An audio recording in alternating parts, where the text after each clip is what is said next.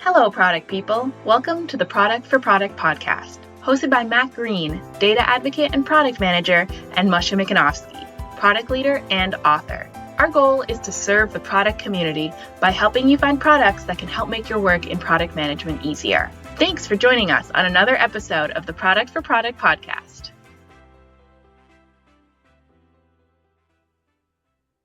Welcome back, everyone. On today's episode, Moshe and I are happy to be switching it up a bit. Today we'll be discussing some work that Moshe had done in the past around the Product Management Toolkit. And so excited to talk to you today about that, Moshe. Yes. Hey, Matt, how are you doing? I'm doing wonderful. That Having a is great day so changing far. it. Yeah, that is changing it a bit because we usually have guests talking about, what Absolutely. they're using and their frameworks or things they built. And we build stuff ourselves as well. So we're like, why Yep. not sharing it too? 100%. 100%. Yeah, you and I always talk and might as well share it with other people. So excited to share our learnings. Exactly, exactly. So what we're going to share today is this toolkit that I built. I started building it because of everything we learned in the podcast. So a Hmm. lot of the insights and a lot of the things in there are directly from talking with people on the podcast and really getting to understand what's important to people. And we realized over the years that not everyone are the same. Well, I Right. think we knew that, but Yep. also also when picking products and tools for their processes, we realized that there are different reasons why some products work better for some type of organizations, etc. Hmm. Even between the two of us, you know how we Yeah. sometimes have different approaches, and it's very true for everyone. So Yeah. that's really what I think is in the core of this toolkit. Um, Totally. and then I was trying to get it into more of an organization, so something really organized that will give step by step by step. So it's quite elaborate. There is a lot of steps in it, but Hmm. when I go over it, you will see that I try to simplify it on one hand. So Hmm. every step is very contained in its own reasoning and etc. And I also try to apply as much as possible what we usually do as product people. So Hmm. whether it is discovery or prioritization, things that we do anyway for our products. So why not do it also when we choose the products that we want to use? Yep. 100%. Mhm. So to do that, we wanted to share the screen here. We are hoping this is going to work on video, and then we can also do a video episode. Um, so let me just start with that. One second. I am going to share my desktop over here. Here we go. And tell me that you see it. Yep. Perfect. Um, So what I'm starting here actually is from my website, Products for Good. This is my company, by the way. If people didn't know, I don't mention it too much on the podcast. The reason I'm starting over here is because I do have my resources available on my website. So if you go to productsforgood.co, you will see in resources frameworks. And over here, you will see that framework as the Product Manager Toolkit. So I do have others, and we can talk about it in other episodes. But Hmm. the Product Manager Toolkit, that's the one that I'm referring to. And I created in Miroverse a canvas that you can just use it as a template. So this is really very helpful for everyone. They don't need the link from me. All they do, they go to this Miroverse canvas. Whoop. And I'm just trying to zoom in to the entire canvas so you see a full picture over here. But in general, it's all here. And you see I published it and it's explained what it is. And you can just use a template and then it will copy it to your Miro. So you can That's start great. yeah, you can start from scratch over there. Very useful. If you like it, I would love if people just click this red heart and add more hearts. You see, 12 people already like it. I know more people used Let's it. see those numbers go up. Yep. Yeah, you see, almost 1,000 people have seen it and 44 people copied it. So Yep. after you copy it, you probably don't come back here The to like copies it. is a good indicator of Yeah, people yeah, really liking it. Yeah. yeah, absolutely. Yeah, absolutely. I've shared it in a few places already. Hmm. I also included in it a Loom video explaining how to use it a bit. It's a 4 minutes video, so you can watch it here. Or once you copy it over, it will already be inside. So the first thing you see there is a start here, and that's the same video. So you can start right there. Okay. So let me go now to the Miro board, my Miro board. There is no need for me to copy it. I already have that, the original. And like I said, you can start here. It will explain, um, the process here. But what I want to show you is that I start with a process. So there is a process here on the top, this little workflow, and then each one of those has the steps, to go and choose your tools. So you see, it's quite elaborate. There is a lot of stuff over Hmm. here. If I try to simplify it a bit, then it starts with identifying a problem. Like anything else that we do in product, we're identifying a real problem that we're trying to solve. And the real problem we're trying to solve here is what is the needs of the product manager or, the product team related to product, right? So before we even choose a tool, I want to understand all of the needs that I have as a product person. This is something that I have here an image that I used in different workshop that I give. Starting from the lean methods of building, learn, build, and measure, and from that, all the different things that we do in product management. Hmm. Now, after that, so let me go through the high level workflow before I dive into the details. So after that, I have prioritized. So I have all the needs, and now which need is higher than other needs? So which problem is more acute and I need to solve faster?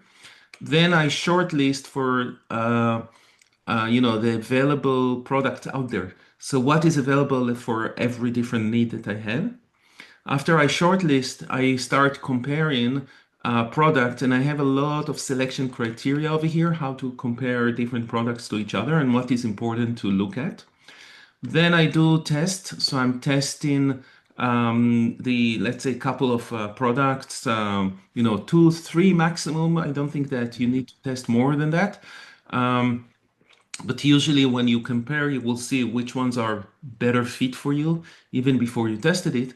But it's really important to test the products before you start committing to them, because it's much harder later on to get off a product if you didn't test it. Hmm. And then an implementation is important as well because we know in B2B, not every product that we choose is implemented properly or is successfully accepted by the team that needs to use it. So implementation is also important part of that. So that's the high level process. And then in each one of those steps, I have more resources for everyone how to do that. So as I said, identify the problems. Okay, so we know there is a lot of things that we need to do, like prototyping and wireframing Yep. and vision and strategy and a lot of stuff, right? We talk about it all the This time. is a great visual. Yeah. Yeah, we talk a lot about it in our podcast, right? Yep. Then, in order to prioritize it, you can have different methods of prioritization. What I used over here, and this is I'm using one of the other framework that I showed on my website that I also have a Miroverse board for, which is this ecosystem diagram. And what I've done is I developed a diagram of what is my job as a product manager or the job of in general. It's not just for me. It's like for all product managers, the way I see it, right? So people might tweak it or modify it a bit. But here, it starts from ideation, discovery, strategy, prioritization, development of the product, launching and going to market and then monitoring and it goes back. It's a cycle thing, but it shows here linear, Hmm. even though it is cycle. And then there is like a user journey of all the things that needs to happen over here. And then there is a technical component, which is what are the things that we're using or building or whatever it is to solve this specific need. So if we Hmm. need to ideate, what do we use over here? I usually like to call it a parking lot. And if I need a parking lot, so which tool I'm using for my parking lot? Right. When I need to discover, I'm doing a research, I get client input, I have some analytics from my product. I have, maybe session recordings to record my sessions and based on that do discovery. So there is a lot of different things. And again, what is it that I'm using for each one of those things? Yeah, and Um, I think it's good to keep in mind also the interconnectivity of different applications. And so, like if you think of Atlassian, you have mhm. Jira and product discovery. So uh, some of these have Absolutely. interdependencies upon each other. Absolutely, and it doesn't mean that each one of those components is built by its own product. It could be Hmm. one product that does everything. Yeah. And we have talked about products in the past that are aspiring to do that. Yep. Uh, Yep. do they really do that? That's a good question. But now that Hmm. I have a full picture here in front of me, showing me that these are all my needs, I can say, okay, this component and this component and this component I can do with product X. Now, what about other components in the middle, or which product am I going to use for that? Because this product Hmm. X doesn't really do that. So I need another product. Now, is it really important for me to do right now? I can decide, what is a priority over there. Now you see on the bottom over here, there are um, more of a back-end products like communication. We talk a lot about communication and async communication and sync communication and stuff like that. This is really across the entire workflow. It's not just for a specific one. Hmm. Um, and here I also put automation, automating Yep. between different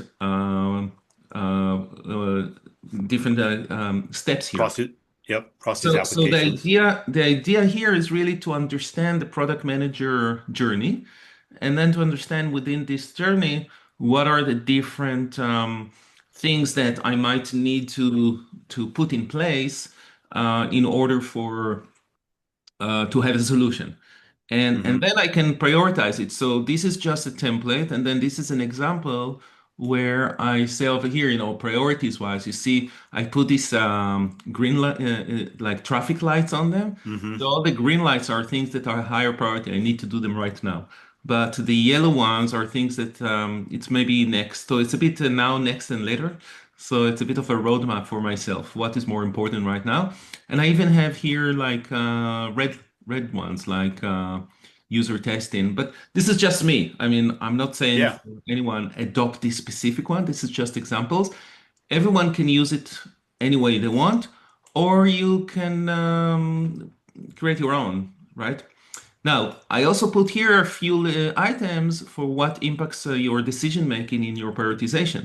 So things like, and these are questions to ask ourselves, and then everyone using this can answer this question and say, okay, so because we are of a specific organization size, or organization maturity, or culture, Hmm.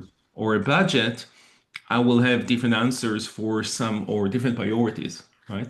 So there is definitely all of these things will impact, and we've seen it throughout the 4+ years we do in the Yeah. podcast, how different people coming from different, all of these different size of organization, maturity, culture, budget, etc. Right? Completely. Yeah. As you transition throughout your career as a PM, you're going to come into organizations that already have tools or that Hmm. don't have tools. Hmm. And so, that's where it comes into like knowing the budget. What can you spend? And then what do we already have and where do we need to improve? So, um, This is an interesting one, budget, because it's not just about what is our current budget, but it's also about as we grow, mhm, can we grow the budget with it, or is there the affinity in the organization? Do the organization even understand that budget or growing our tools over time might mean we will need to put more budget into it in future right. years or whatever it is? And if we need it right now, how flexible is it to change the budget towards that? Et cetera, et cetera. So there is a lot of questions there that can be raised. And I try to put, some questions here so you can start thinking about that. So this is about priorities. So once you prioritize things, then you can shortlist. Now, in the shortlist, what I did, I should probably update this because this is an image we created together a while Hmm. ago with all the different products that we had on the podcast and were Yeah. associated with those needs of a product manager. But we since then we had quite a bit of additional products, especially AI. Yeah. So it was hard to put all of this here together, but I think that it's time to update this. But I also collect, I have an Airtable. Let me see if I open this up, if this will open. Um, I'm not sure if, yeah, it will open over here, but it should open also in a separate view. But I collected over times different products in different categories, and you can open it separately outside of Miro, but it's nice Miro actually open it within here. And it has, the website and even link to our podcast that we talked about Hmm. it. Yep. But the idea here is that if you're looking for a specific category, you will be able to sort this out and say, okay, this is these are the short list options that exist. Um, I realize that this is, could be stale sometime. Maybe some of these products don't exist anymore. They've been acquired by others, whatever it is. I have here on the list 150 something. There are way more products than this. So this is a matter of really updating the list on an ongoing basis, which I don't do a Hmm. good job at. But if people do see new products or they look into this list and they found something wrong here, please do connect with me and let me know. I'm always happy to update this. I think that Uh, visual is great because it reflects what our mission from day one has been is this is a complex space with all these different tools. And mhm. to see that visually laid out really represents like how complex all this can be. Yeah, So absolutely. for PMs to have to work through. Absolutely, absolutely. Then we compare, and I think the usually people will start with almost with this. They will start to comparing products. And when I did it in the past, I've done before we started the podcast, I've done a lot of acquisitions of products for me to use. And you compare the main thing you compare usually is features and cost, right? Hmm. Yep. Now, feature and cost are here. So you see here there is price, and you see there is somewhere here on the bottom. I put it all the way in the bottom, features comparison, Hmm. because I do think it's important, but I think there is many other things that are even more important and most people don't pay attention to. Right. And all of those things we learn in the podcast. So I'm very grateful for our podcast and all of our guests Yes. that we did that. And the way it's structured is that I have the criteria, what is it, how to, and then what is our preference. So this is where the users of this toolkit said, okay, what is it for us? And then a few products that they compare, and they can say, okay, this product specifically, well, how do they do it, right? So, Yep. and the criteria that I have here is, for example, first of all, must have versus nice to have. Okay, this is a bit related to the prioritization, right? And this is where it will go into now, next, or later. And you see there is no comparison over here between the product because this is more about the problem. Now, after that, I'm talking about things like deep versus wide. So is this product going deep on one problem? Like, um, oh, no, I don't have the name in my head. The product for the wireframing with a smiley face. What is called? Oh, click. No, I can't have the name right now in my head. But this product only does wireframing and does wireframing very, very well, and they don't solve other problems because that's the one problem that they want to solve, right? Hmm. Versus a wide one, products that will try to solve many, many different problems in one product, right? And many times they are solving those problems, but they're not solving them very deeply. But this is a preference. I actually prefer wide versus deep, because I prefer Yeah. to buy one product that is very well integrated. But Right. many companies prefer, or many people prefer, getting the best in the best for each problem and then try to put them together, right?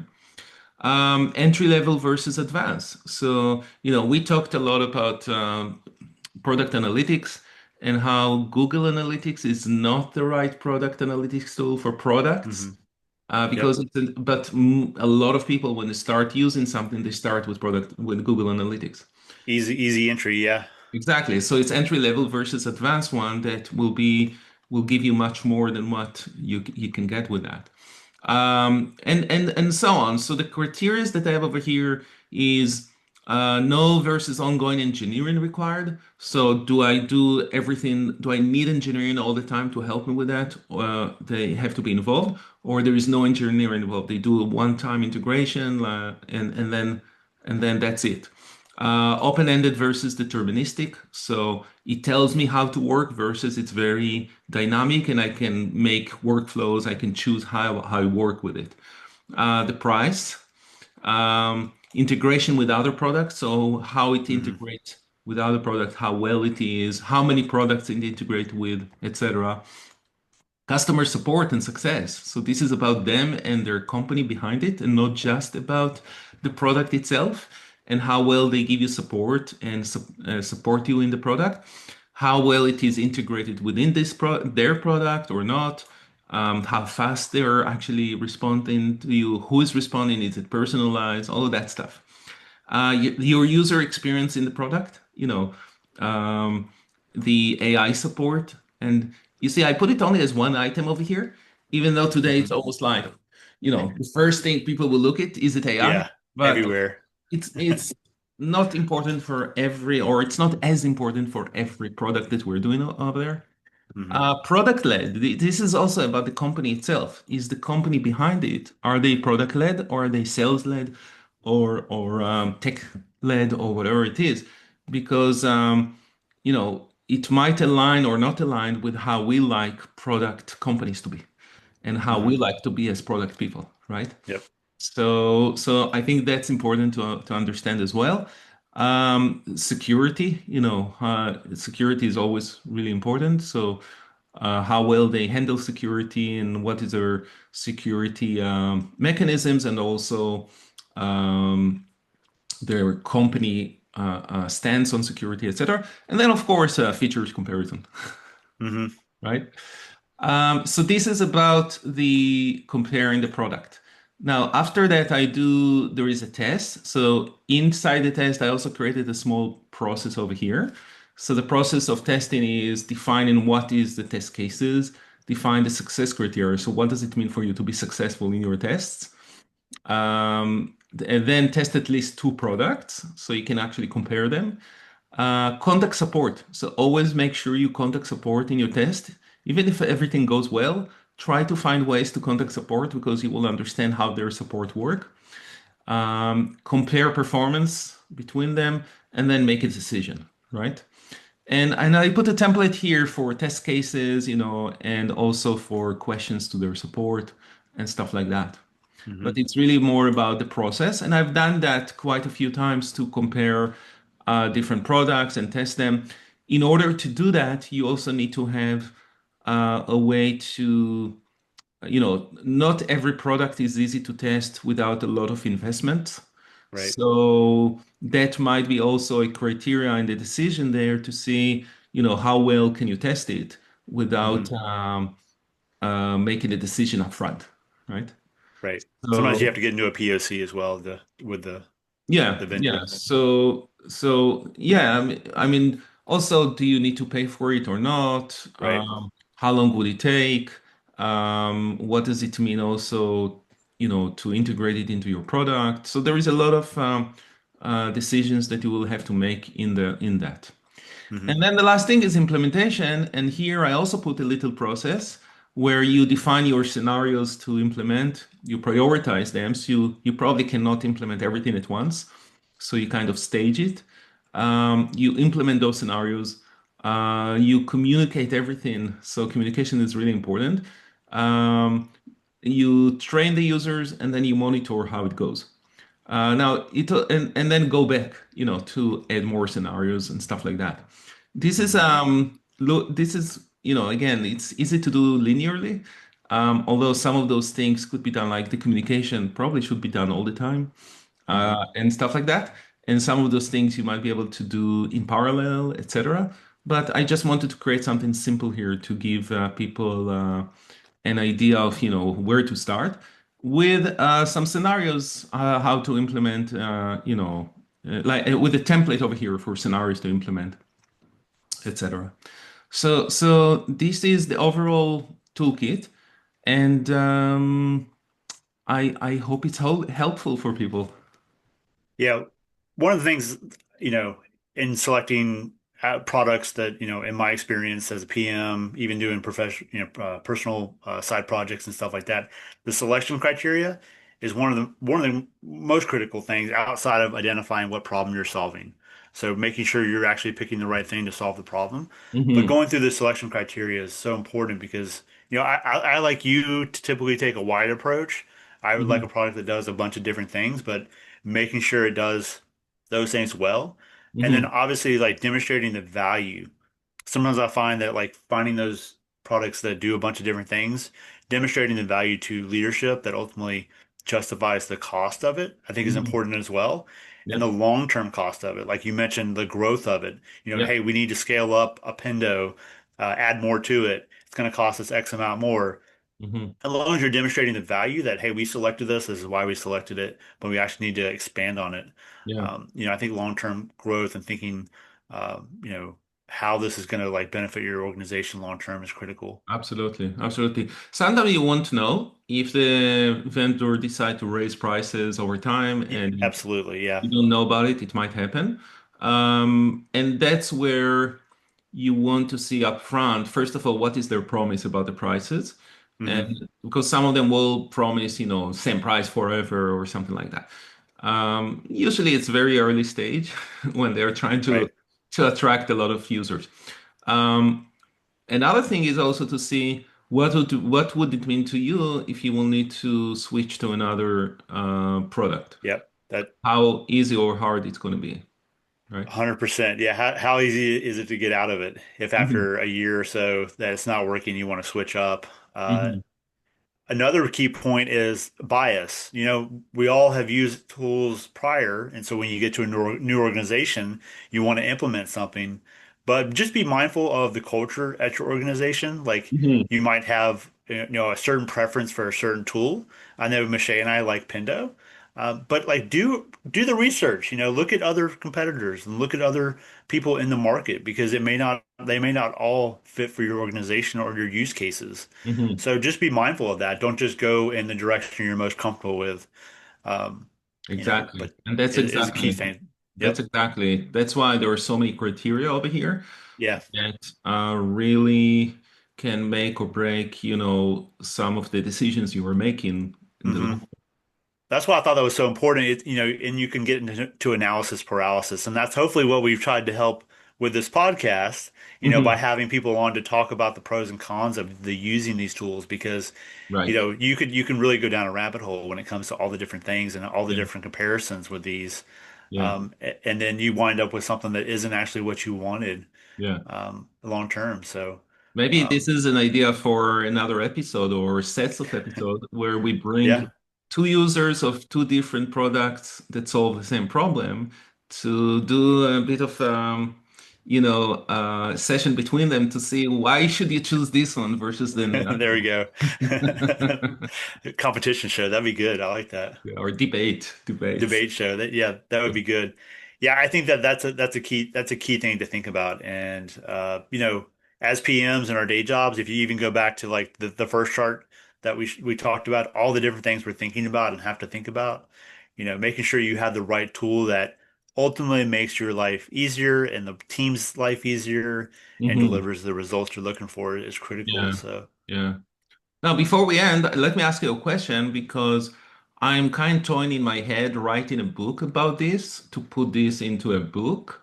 Hmm. We talked about maybe writing a book in the past, Yep. but the problem with tools is that they are getting stale. Right. There are many tools that coming up. Some tools are changing a lot over time and stuff like that. So it's hard to write about specific tools.